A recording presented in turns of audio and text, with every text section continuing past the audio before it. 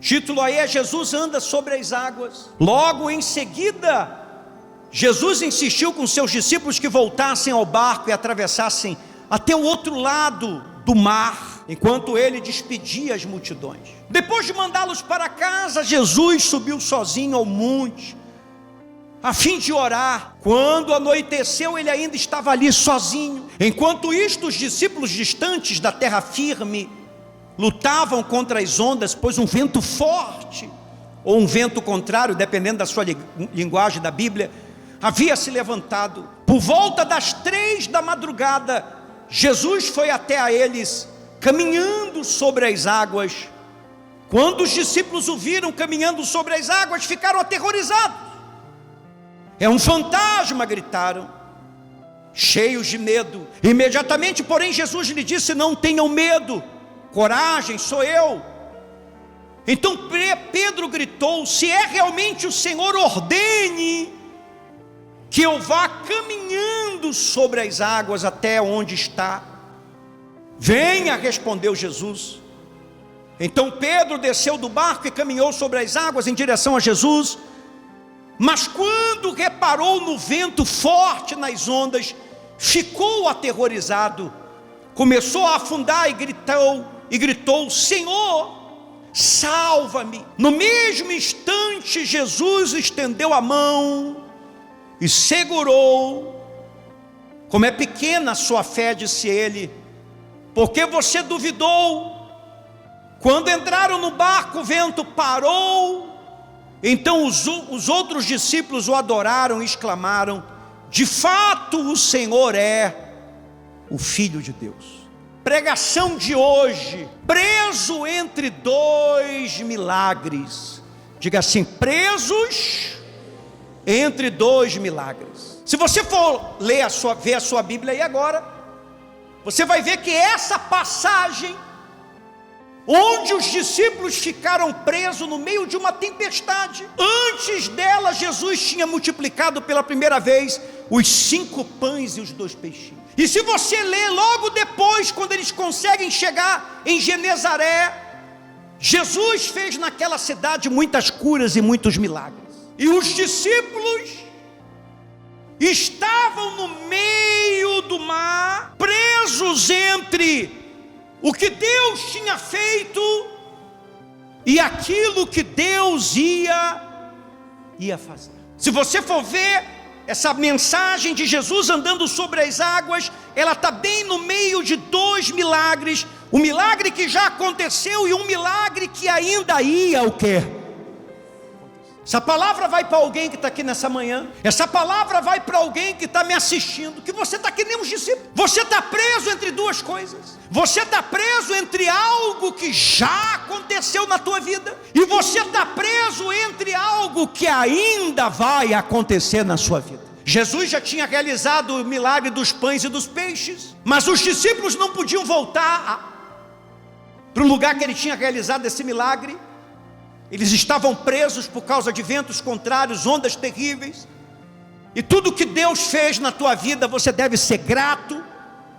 Eu tenho certeza que todo mundo que está aqui, todo mundo que está me assistindo, você já teve alguma experiência de cura, de livramento, de milagre, de bênção, de sinais, de manifestações. Deus já mostrou que Ele existe na tua vida. Deus já mostrou que Ele é bom na tua vida. Se você diz assim: bispo, eu sou uma pessoa que eu já vi o agir de Deus na minha vida, eu já vi o agir de Deus na minha família, e louvado seja o nome de Jesus. Se você já viu, dê uma forte salva de palmas para o Senhor Jesus. Já viu ou não já viu? Quem já viu, escreve aí nos comentários. Mas isso já aconteceu. Você não pode voltar para aquilo que Deus o quer, que Deus fez. Seja o que Ele fez na tua vida, ou no teu casamento, ou na vida do teu filho, ou na tua vida espiritual, ou na tua vida sentimental, seja o que for, isso já é passado. Agora deixa eu te perguntar uma coisa: você crê que Deus ainda tem algo para você nessa vida? Sim ou não?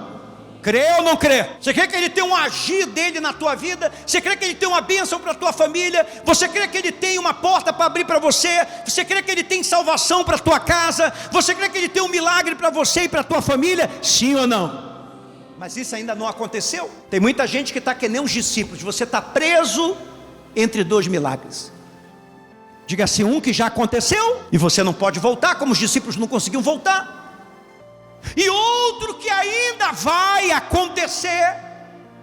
Mas para acontecer, os discípulos tinham que chegar, e eles não estavam conseguindo chegar, porque os ventos contrários eram fortes, as ondas eram fortes. Tem alguma coisa que o diabo levantou na tua vida, para que você não chegue na próxima estação de milagres que Deus tem para você. Você sabe que aqui fala que era um mar, mas na verdade isso aqui era o lago de Genezaré. Ele é um lago pequeno, 21 quilômetros. Você sabe quanto tempo duraria essa viagem normal? Uma viagem, eu já tive lá no Mar da Galileia, eu já tive lá nesse lago aqui, eu já tive lá 2 vezes. As águas são tranquilas, a viagem é tranquila. Dá até se faz até pregação no barco, chamado barco de Pedro, que atravessa lá. Então essa viagem era para durar 2 horas. Quantas horas? Quantas horas? Se tivesse algum problema no meio do caminho, no máximo 4 horas, mas geralmente essa viagem dura 2 horas, é um passeio maravilhoso. Só que os discípulos já estavam parados no meio do lago, no meio do mar, por causa de uma tempestade já há mais de 8 horas. Uma viagem que era para demorar 2 horas, já estava durando há quantas horas? 8 horas.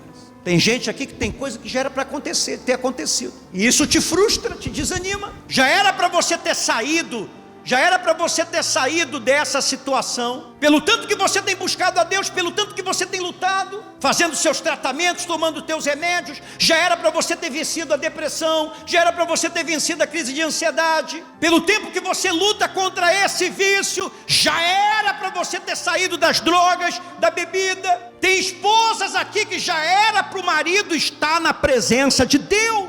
Não era para ser uma jornada tão longa, de tantos anos assim, porque afinal de contas, por maior que seja o teu problema, ele não é nada diante da presença e do poder de quem? De Deus.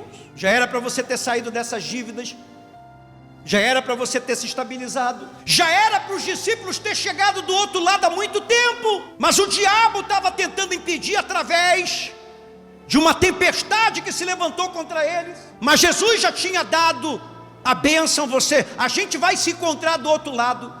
Se Deus deu uma palavra para você, quem você crê que Deus deu? Deus tem uma promessa, uma palavra para você, diga eu. Não importa o que o diabo faça, você vai ver essa promessa se cumprir. Amém? Mas tem gente aqui, e é isso que traz desânimo, é isso que traz dúvida, é isso que traz medo, é isso que traz ansiedade, é isso que faz muita gente perder a fé, porque tem coisas na tua vida que, pelo tanto que você tem buscado, pelo tanto que você tem trabalhado, pelo tanto que você tem lutado, já era para ter acontecido, mas não aconteceu. Já era para você ter casado, já era para você ter uma família, já era para você ter vencido esse trauma, já era para você ter vencido essa mágoa, já era para você estar firme com Jesus, batizada nas águas, batizada com o Espírito Santo. Já era para ter acontecido tanta coisa, mas não está acontecendo. Passa-se dias, semanas, meses, anos, você vai olhando a sua vida, ela não vai nem para trás, não vai nem para... está parada. Os discípulos não conseguiam nem recuar e nem avançar, eles estavam parados ali no meio. Jesus falou para eles, vão, mas Jesus não falou para eles sobre a tempestade que ia vir. Você que tem que estar forte espiritualmente para vencer elas, amém? Jesus deu um sonho para José, mas não falou para José que ele ia ser enganado, traído pelos irmãos, que ele ia ficar 13 anos na prisão. Deus mandou o profeta Samuel consagrar Davi, mas não falou que Davi, antes de ser rei, ia viver fugindo de Saul por 12 anos. Deus te dá um sonho, Deus te dá uma visão, Deus te dá uma promessa, mas Ele não conta para você o que é que você vai encontrar no meio do caminho. E às vezes no meio do caminho você vai travar uma luta com algo, com alguém, com alguma coisa, que vai fazer você ficar parado no meio da jornada muito tempo. A boa notícia é que nós temos Jesus. Diga assim, a boa notícia está muito fraco. Diga, a boa notícia é que eu tenho Jesus. O Evangelho de Marcos fala algo que Mateus não falou. Marcos capítulo 6, versículo 48. Ele viu que estavam em apuros lá do alto da montanha onde Jesus estava orando, diz, ele viu que estavam em apuros, remando com força e lutando contra o vento e as ondas. Jesus tem visto quanto que você tem lutado, amém? Jesus tem visto quanto que você tem se esforçado. Jesus tem visto quanto que você tem buscado, orado, jejuado, chorado, usado a sua fé, trabalhado dia e noite. Jesus está vendo os seus esforços.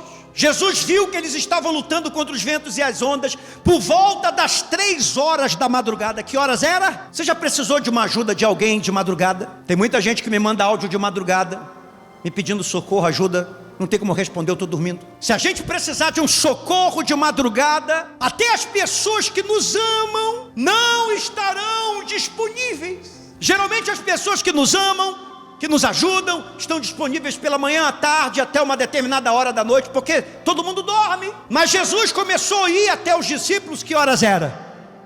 Que horas era? Sabe por quê? Porque Deus não dorme. Quando ninguém pode te socorrer, Jesus vai te socorrer. Quando ninguém te responde, diga assim, Jesus me responde. Quando ninguém diz, eu estou indo aí te ajudar, Jesus diz, eu vou aí te salvar. Por volta das 3 horas da madrugada, Jesus foi até a eles caminhando. Jesus não foi num barquinho, Jesus foi caminhando sobre o mar. Sua intenção era passar por eles. Jesus sabe que você está sendo atacado, Jesus sabe que você está sendo tentado, não está conseguindo. Ele sabe que você anda desesperado, Ele sabe que você anda angustiado, amém?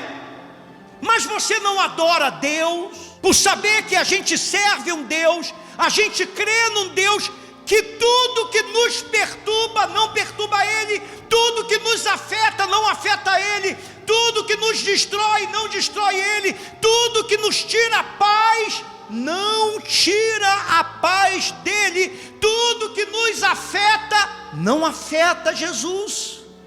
Você não ama isso em Deus? Os discípulos estavam lá desesperados por causa da onda, por causa dos ventos, por causa da tempestade. E Jesus então vai ao encontro deles caminhando sobre as ondas. Você nunca vai ler em Mateus, Marcos, Lucas, João Jesus dizendo isso eu não posso fazer. Quando deram a notícia para Jairo que a sua filha tinha morrido, Jesus não disse assim, Jairo, me perdoa, mas enquanto ela estava viva eu podia operar o milagre, agora que ela morreu, já é tarde demais. Jesus disse isso para Jairo? Não, Jesus disse, crê somente, amém? O que nós chamamos de morte, ele chamou de sono. A menina não está morta, ela apenas o quê? Dorme. Jesus nunca disse isso, eu não posso fazer.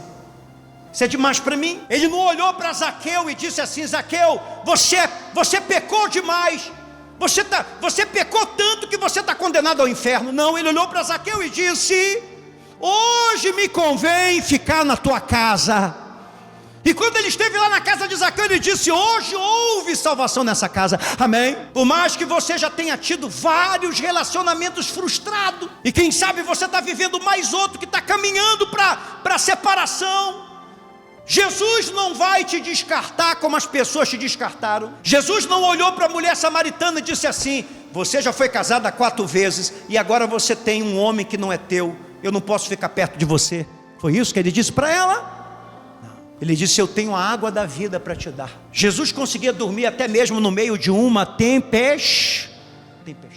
Não foram os discípulos que foram até Jesus. Os discípulos conseguiram pegar o barquinho, remar, voltar à cidade aonde eles estavam e dizer assim, Jesus, nós estamos tentando atravessar, mas a gente não está conseguindo, por isso que a gente veio aqui pedir ajuda. Foi isso que aconteceu? Eles não podiam ir até Jesus, mas diga assim, Jesus, mais forte, Jesus podia ir até eles. Quando você não pode ir até Jesus, às vezes você está tão esgotado emocionalmente, às vezes você está tão fraco fisicamente, às vezes você está tão para baixo, às vezes você está tão desanimado, às vezes você está tão esgotado que você não consegue vir até Jesus. Já teve vezes de você tentar vir na igreja e simplesmente você não ter força para vir, você já chegou a se arrumar, mas não conseguiu sair de casa. Seja sincero, isso já aconteceu com você? Levanta a sua mão. Muitas das vezes você não vai conseguir ir até Jesus. A boa notícia é que quando você não consegue ir até Ele, Ele vai até você. Jesus sempre vem. Repete isso comigo, Jesus sempre vem. Jesus está vindo. Diga com mais fé: Jesus está vindo.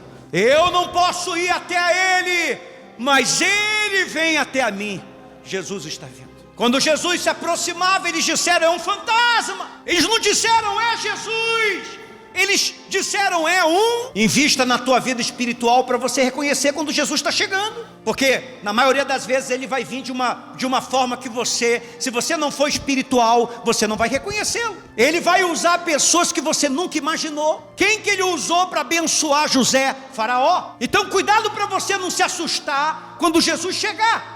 Porque ele vai usar pessoas que você nunca imaginou. Ele vai abrir as portas mais improváveis. Ele vai criar situações que você nem imagina. E você vai ficar se perguntando: meu Deus, será que isso é Deus? É Ele? Quando Jesus estava vindo, os discípulos não disseram: graças a Deus Jesus está chegando. Eles disseram: é um fantasma. Havia uma lenda naquela época que os mortos andavam sobre as águas de madrugada. Tem muita gente que Jesus chega na vida dela, ela não sabe que foi Deus. Pedro então disse: é o Senhor, me deu uma ordem. Pedro pediu uma ordem para que eu vá até o Senhor. Jesus disse: vem. E Pedro começou a andar sobre o quê?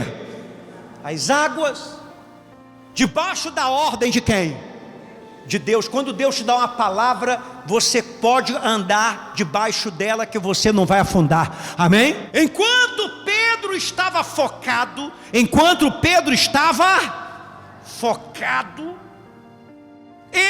Jesus, ele estava caminhando sobre as águas, debaixo da tempestade, porque ele estava totalmente focado em Jesus. Só que o diabo atacou o foco de Pedro. Uma das coisas que mais o diabo faz é atacar o teu foco. Sempre que você está focado, Jesus disse: vigiai e orai. Quer dizer, tenha foco. O foco de muita gente que está aqui nessa manhã, foco de muita gente que está aqui, que está me assistindo, está debaixo de ataque. Pedro estava focado em Jesus. Ele não estava olhando para os colegas lá do barco. Ele não estava ouvindo o barulho do vento. Ele não estava vendo as ondas. Ele estava totalmente focado em Jesus. Mas por um instante, alguns milésimos de segundo, diz que ele reparou no tamanho das ondas e na força do vento. Ele perdeu o foco. E quando ele perdeu o foco, o que aconteceu com ele? Ele começou o quê? O diabo trabalha para tirar teu foco. Não dê ouvido aos críticos. Não dê ouvido aos pessimistas.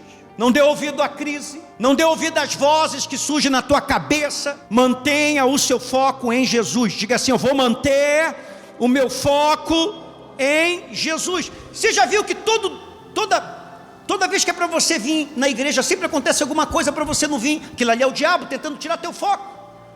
Ou ele te dá sono, ou ele usa um filho, ou usa um marido, ou uma dor, ou simplesmente você começa a se encher de preguiça. Você tem que se lembrar: eu tenho que manter o meu foco. Repete isso: eu tenho que manter o meu foco. Eu tenho que manter o meu foco. Pessoas abençoadas, pessoas que prosperam, pessoas que vencem, são aquelas que têm o quê? Um foco. Você tem que estar focado, você tem que estar concentrado. Você não pode se distrair. Diz a palavra de Deus que quando Pedro perde o seu foco, ele fica aterrorizado. O que quer dizer essa palavra aterrorizado? Ele teve uma crise de pânico.